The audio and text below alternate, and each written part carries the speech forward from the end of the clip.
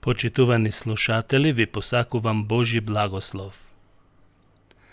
Дали е Исус навистина единствениот пат за да се отиде во рајот? Мнозина ќе речат, јас сум во суштина добра личност. Нема причина да не бидам во рајот. Добро, имам грешки, жив човек сум. Но многу добри работи што сум ги направил, сигурно ќе бидат причина да отидам во рајот.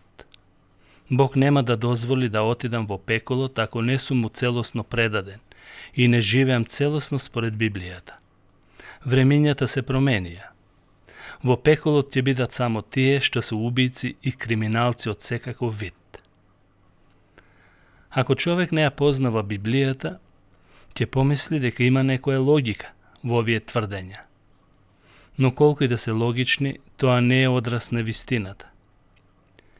Дјаволот, владетелот на овој свет, ги посејува овие мисли за да создаде конфузија и погрешни гледишта.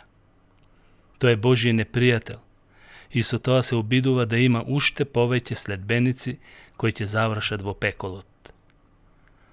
Тој се преобразува како дека е добар и ги користи сите методи на измама, особено спрема тие што му припаѓаат на Бог. Апостол Павле вели дека им ги заслепува умовите на луѓето, за да не ги осветли Христовата светлина, Христовата вистина. Ова е запишено во второто писмо до Коринтјаните, 4 глава, 4 стих.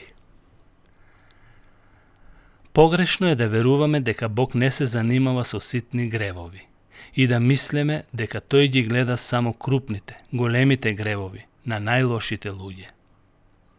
Секој грев, колку и да е мал, создава пречка и не раздвојува од Бог. Дури и некои беззначајни лаги и невкусни зборови се причина за одвојување и прекинување на заедништвото со Бог и повреда на неговата светост. Павле вели и општо Библијата дека сите луѓе се грешни и не се достојни за Божјата слава.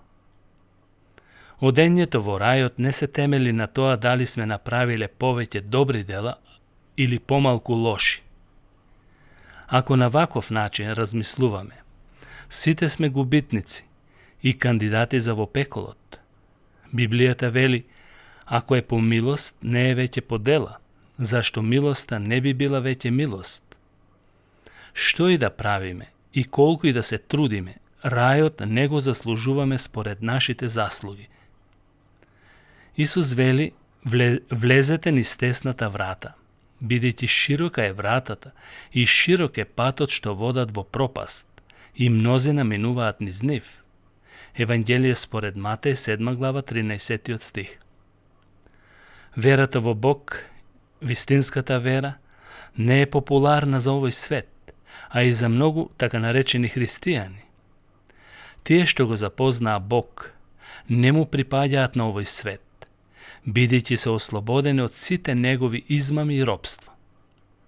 Затоа Павле вели, вие некогаш живеевте според еонот, тоа е временски период, на овој свет, според владетелот на воздушното владење, духот кој сега действува помеѓу неверниците. Послание до Ефесјаните, 2 глава, 2 стих. Кога Бог го создаде светот, светот беше совршен, немаше никаков недостаток. Се беше идеално и совршено. Потоа ги создаде Адам и Ева и им даде слободна волја и да одлучуваат дали ќе го слушаат Бог или ќе му се спротивстават. Но за жал, Адам и Ева подлегнаа на сатанските лаги и измами и му се спротивставија на Бог и изгрешија со грев кој ги одвои од него. Тоа одвојување резултираше и имаше последици одвојување на сите нас, нивното потомство. Нивниот грев стана и наш грев. Бог е совршен и свет Бог и тој не може да биде во наша близина ако грешиме. Како такви грешници, ние не можеме сами да му пристапуваме на Бог и да бараме милост ако немаме посредник. Тој, во својата мудрост, најде начин и пат како да ни овозможи да стигнеме до Него, во рајот.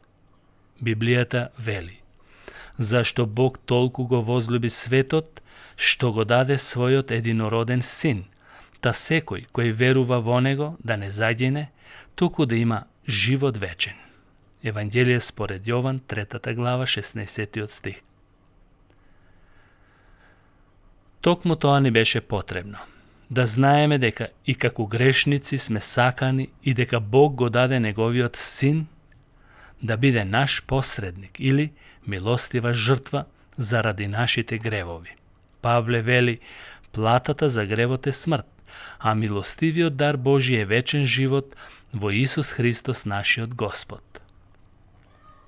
Исус се роди да го покаже патот кон рајот, и не само што ни го покажа преку Неговата мудрост и Неговите поуки, туку и умре заради нас. Откако умре на третиот ден, воскресна од мртвите, или буквално стана, смртта немаше сила да го задржи и се покажа жив на сите кои имаа можност да го видат. Со Неговото дело смрт и воскресение, тој е апсолутен победник и го отвори патот за небото, отстранувајќи ја бездната или провалијата помеѓу Бог и човекот. Со ова дело, веќе стануваме блиски со Бог преку Неговиот дух, ако веруваме во тоа што е запишано во Библијата.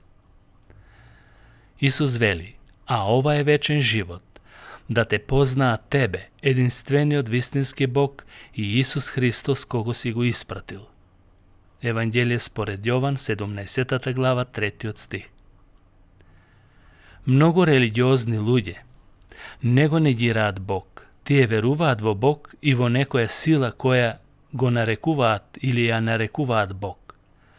Но на таков начин или и самиот ѓавол потврдува дека има Бог и верува во Бог. Но за да се спаси некој, треба да се покае од своите гревови и да му верува на Бог на посебен начин во Божјото откровение и преку лично заедништво со Него.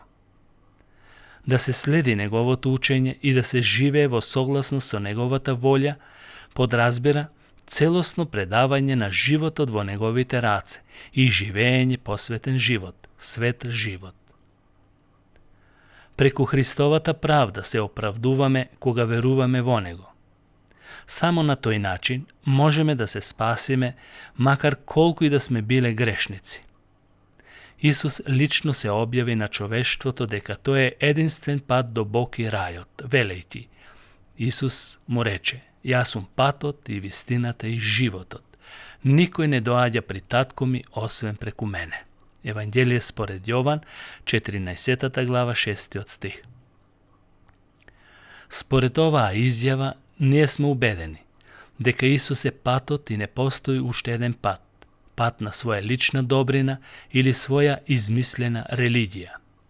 Сите религии на овој свет се производ на човекот, кој ги усогласува според неговите потреби, па затоа и измислуваат свој пат до рајот. Но Божиот пат е само преку Христос. Религиите не гледаат сериозно на гревот. За нив гревот е нешто човечко и не толку опасно, кое може да се опрости преку некое лично жртвување или давање некој дар. Но Бог стана човек во Христос и го плати долгот што му го должевме. Исус беше Бог за да го плати долгот и Исус мораше да биде човек за да умре за долгот да го плати. Спасението е достапно за сите луѓе само преку вера во Христос, кој е единствен пат до Бог. Петар потврдно рече: нема спасение ниту во еден друг, ниту има друго име под небото дадено на луѓето, преку кое мора да се спасиме. Се разбира, тоа е името Исус. Тоа е патот што води кон рајот, небото и Бог. Бог нека ве благослови, почитувани слушатели. Амин.